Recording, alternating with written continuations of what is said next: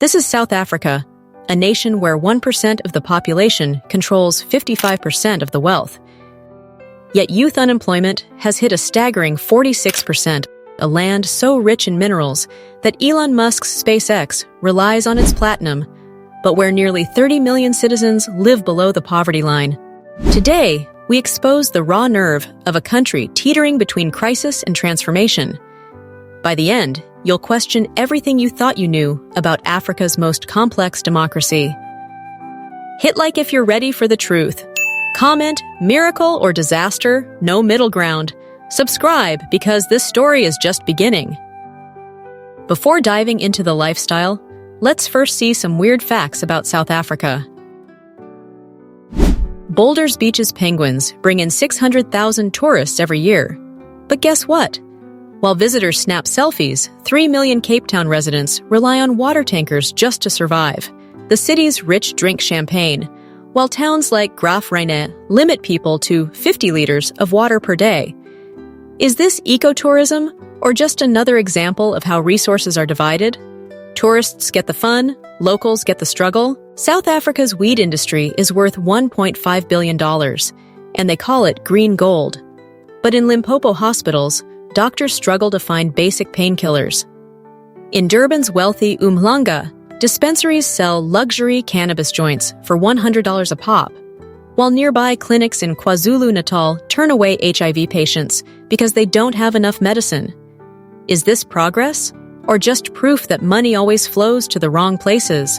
Vilakazi Street is covered in murals of Nelson Mandela, symbolizing freedom. But just a few blocks away, 58% of Soweto's youth have no jobs. Airbnb hosts charge $250 a night for struggle heritage tours, selling a story of revolution, while local families protest just to get electricity. Is Mandela's legacy being honored, or is it just another way to make money? Cape Town is now a global hotspot for digital nomads, remote workers renting $2,000 a month penthouses while enjoying cheap living costs. But at the same time, entire villages in the Eastern Cape are emptying out as young people leave in search of jobs. Since 2020, over 500,000 skilled South Africans have emigrated. Is this globalization, or just another way for outsiders to take the best while locals are left with nothing? In KwaZulu-Natal, traditional Zulu leaders are fighting for land reparations, trying to return stolen land to local communities. But at the same time, Durban's crypto startups are selling off land using blockchain technology, allowing investors to buy digital ownership of real estate. Can old traditions and Web3 coexist? Or is this just a new way to take land from locals, this time through the internet?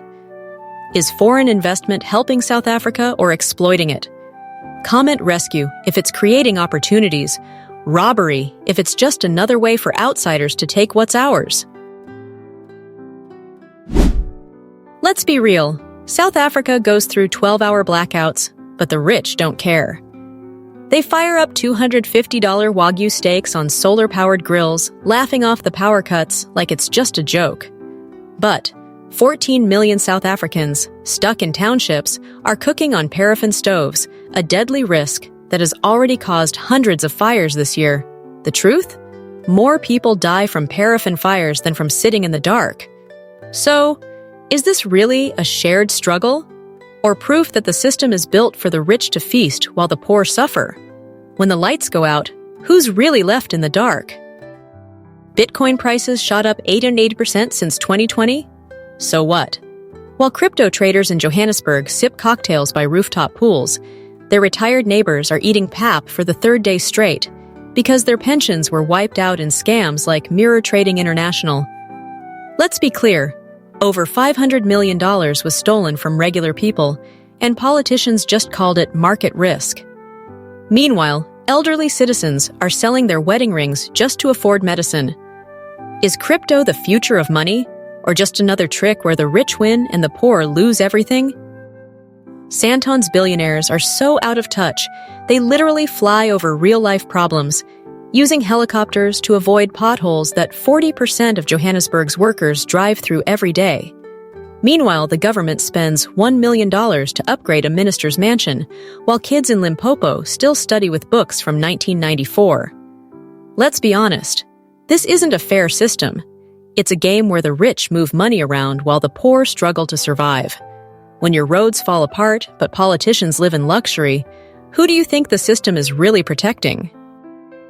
Could you handle 12 hours without power? Comment adapt if you'd survive with solar and grit. Struggle if you'd fall apart without Wi-Fi. No filters. Let's see who's really built for this life. The government promises free healthcare for everyone, but take a walk into a Gauteng public hospital and you'll see patients packed into hallways, suffering from infections they should have never gotten. Last year alone, over 1,200 people died just because there weren't enough ventilators. Meanwhile, a private hospital in Cape Town charges $2,500 just to fix a broken arm, enough to financially ruin a working-class family. So, is healthcare a right for all, or just for those who can afford to pay their way to the front of the line? The rich get MRI scans, the poor get waiting lists and prayers. Elite schools in Pretoria are so advanced, they're even teaching coding in Xhosa. But in the Eastern Cape, 3,000 schools don't even have running water. Think about that. Kids in 2024 are dodging raw sewage in pit toilets, while universities spend $50 million on AI research. What are they researching? How to replace jobs that don't even exist yet. Meanwhile, 81% of grade 4 kids can't read a sentence. Is this really an education system, or just a machine that creates a future full of frustrated, jobless people? You can't code your way out of a shack. Eskom is drowning in $22 billion of debt, so now foreign companies are jumping in, building solar farms on ancestral land. Sounds good, right? Not really. Europe gets to feel good about saving the planet, while South Africans sit in the dark, watching someone else make money off their sun. Is green energy really about helping the country, or is it just the same old story, where outsiders profit while locals get nothing? Cape Town's Airbnb boom isn't just disrupting the market, it's pushing locals out. Foreign tourists rent fancy seaside apartments, while people who grew up here get forced into overcrowded townships. A single avocado at the store cost $1.25 half a day's pay for a farm worker sweating in 100-degree Fahrenheit heat. Capitalism? No, this is modern feudalism. When your rent goes up because some influencer from Berlin can afford it, you're not a tenant, you're just in the way. The price of maize meal, the food millions rely on, has been jumping up and down like crazy.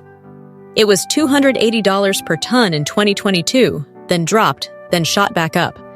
Meanwhile, Stellenbosch's wine industry made $25 million exporting fancy pinotage, while kids in Kwakwa drink sugar water just to stop feeling hungry. Are we feeding the world, or just selling our survival to the highest bidder? Minibus taxis move 15 million South Africans every day, but they're also involved in thousands of deadly crashes and violent fights over routes. The GO train? That's a $5 per ride luxury for suits who refuse to share space with working-class people. Meanwhile, 70% of South Africans walk to work, dodging bullets, potholes, and sky-high transport costs. Here, getting from point A to B isn't a right, it's survival of the fittest. South Africa is a country where nature roars with untamed power. From the mighty lions of Kruger National Park to the towering peaks of the Drakensberg, the wilderness remains breathtaking and wild. But the soul of South Africa isn't just in its landscapes, it's in its people, its culture, and its unstoppable creativity. The world is dancing to South Africa's rhythm. Amapiano, the infectious homegrown music genre, has taken global charts by storm, while local chefs are reinventing traditional dishes like pap and vlees, turning them into gourmet experiences. Meanwhile, the country's tech revolution is rewriting history. Startups like Sweep South are not just disrupting industries, they're challenging the legacy of apartheid-era labor systems. Yet, beneath this vibrancy lies a nation at a crossroads. Corruption scandals continue to shake the ruling ANC, with billions lost in what many call state capture 2.0. The promise of post-apartheid prosperity feels broken for many young South Africans, so much so that a significant number of under-35s now see emigration as their only future. And then there's the looming water crisis. With day zero once again on the horizon, politicians drill private boreholes while ordinary citizens brace for shortages. South Africa is a nation of resilience, innovation, and beauty. But it's also a nation facing some of its greatest challenges yet. Will it rise above them, or will its struggles define the next generation?